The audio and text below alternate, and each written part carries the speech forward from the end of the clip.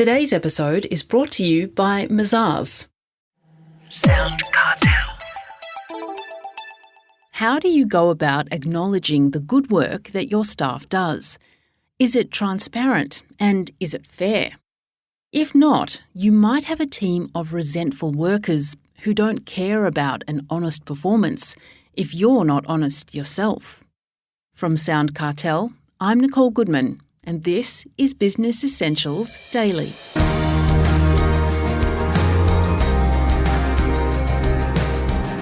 Karen Gately of Corporate Dojo has been advising businesses for years on implementing recognition and rewards programs. And it's something, she says, which should involve input from everyone in the organisation. And that includes what remuneration looks like.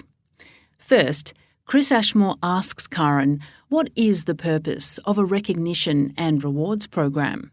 I think it's about leaving people feeling like they are appreciated ultimately and that the role that they are playing matters.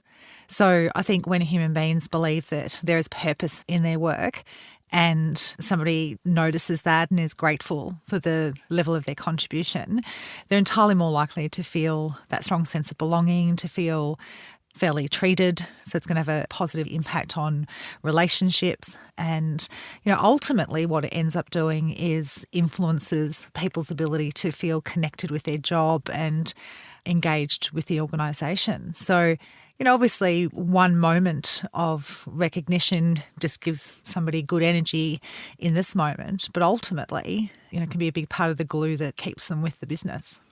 Mm-hmm. And it's important that everybody in the organisation is rewarded, or recognised and rewarded, not just those that bring the money in, the salespeople or whoever. Well, that's right. I think sometimes success and achievement is more visible or easier to see in certain roles. So if we're lazy about it, we can just rely on, what's obvious and just reward and recognise those contributions. So obviously with salespeople, often there's a sales target. It's quite visible in terms of how we're tracking toward it. So when the moment arrives and we have the success, then it can be very easy to acknowledge that and to say thank you. Sometimes though, the quiet achievers in the business, the people who are maintaining standards or operating in ways that make your customer experience go smoothly.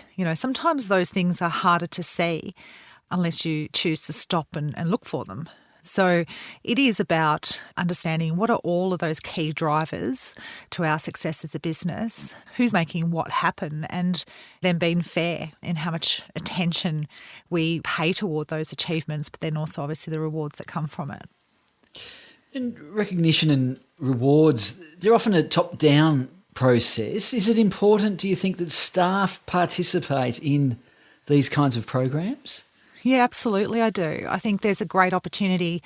There's a couple of impacts that it has on the culture of an organisation and the engagement of a team. When we actually say to the team, who do you think deserves to have acknowledgement or recognition, it causes those people to look around and to observe. So to actually think about, what is the standard and where are the examples that I can see that happening? So it has a reinforcing impact in maintaining that clarity in everyone's minds.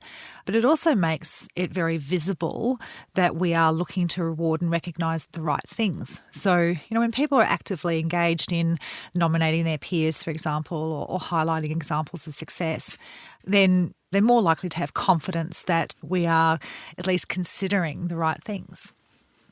And what are the right things? They're not just the KPIs or the sales targets? Yeah, that's right. So we want to clearly reward the outcomes, so the standards and the extent to which people deliver on those objectives that have been set. So that is important. But equally important is rewarding and recognising the approaches, the mindsets, the behaviours that allow those outcomes to be possible, but also that allow the rest of the team to be successful. So, in my mind, setting hurdles is important for reward and incentive schemes that are based on behaviour. Is there somebody who is operating as a great member member of our team. And then obviously all the way through to having reward programs or recognition programs that are centred around being a cultural champion, for example.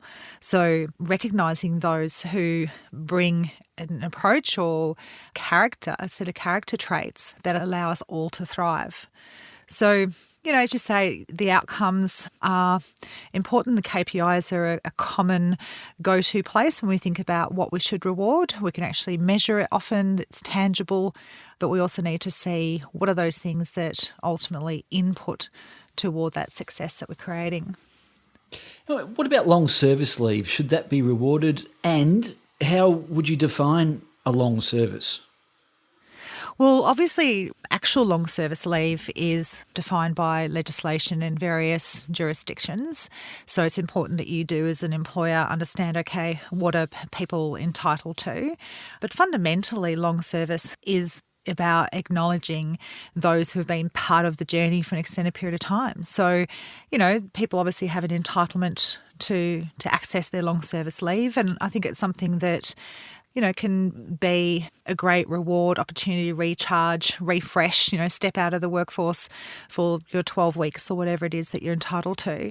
And, just regroup before coming back into the next phase of your employment with the employer. So, I think we should see that absolutely as a positive milestone in people's careers. When it comes to remuneration, how should the business owner approach that with the employees? Well, I think it starts with actually understanding the landscape, so having a really clear view of what does your industry typically pay for similar roles that you have in your business.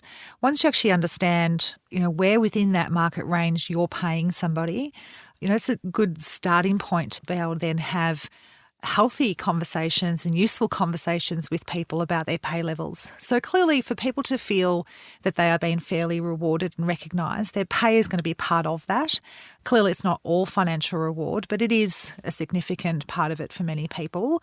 So we need to, as a starting point, be able to articulate why we're confident that what we're paying is appropriately in line with both their talent and their contribution, and obviously what they bring to the role from an experience perspective as well as an impact perspective. So be educated and then be fair. Know what level within the market you want to be paying toward people or for people who are making a significant contribution to your business.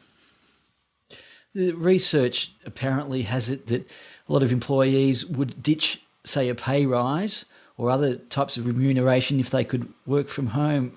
What's your understanding about that? Yeah, look, I think that people weigh up a lot of different factors when they decide what they'll work for.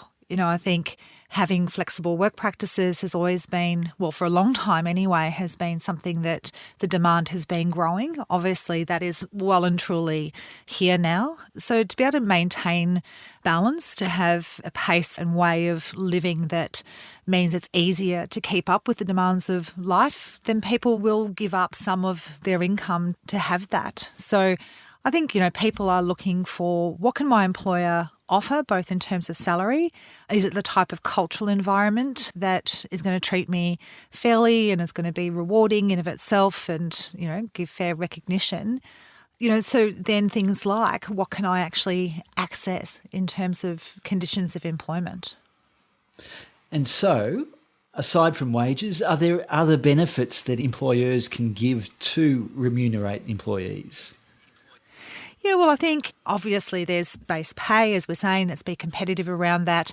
We can have incentive schemes where we're helping people to share in the upside, so that might be bonus payments or, profit share. Obviously, there's a lot of different ways in which you can share with people what it is you're ultimately able to create. But then, as we've been saying, just having the thank you, the pat on the back, that acknowledgement is a big part of leaving people feeling appreciated. So it doesn't all have to be monetary-based rewards. Obviously, there's things like gifts, gift cards, movie tickets, those sorts of things that we've been using for a long time as well. So, if it is a financially based reward, it doesn't have to be an expensive one. So I think, it's about really thinking about what do we want to acknowledge, what do we want to say thank you for, and what's the most appropriate way of doing that so it has a positive impact on that individual's sense of feeling appreciated and aligned to what they would see as being competitive with what another employer would do. Well, finally, any mistakes business owners should avoid when it comes to reward and recognition schemes?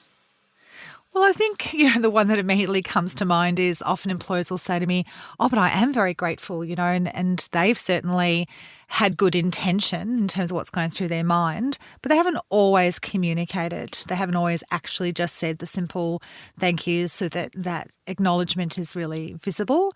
And I think another big mistake is to not actually engage with our workforce, to make the way in which we reward and recognise people, secret squirrel business that happens in the back room. And therefore, it leaves people feeling like, well, I don't know what goes into this formula, so how do I know whether or not it's actually fair or reasonable?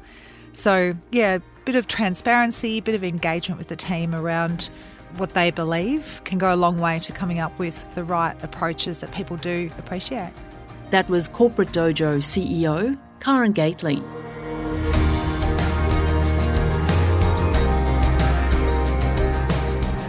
Business Essentials Daily is a SoundCartel podcast. Producers are Nick Schildberger, Chris Ashmore, Jeff Waters and myself. Technical production by Pete Letts. I'm Nicole Goodman. Thanks for listening. We'll bring you more Be Daily next week. SoundCartel. This episode was brought to you by Mazars. To find out more, visit mazars.com.au. That's mazars.com.au.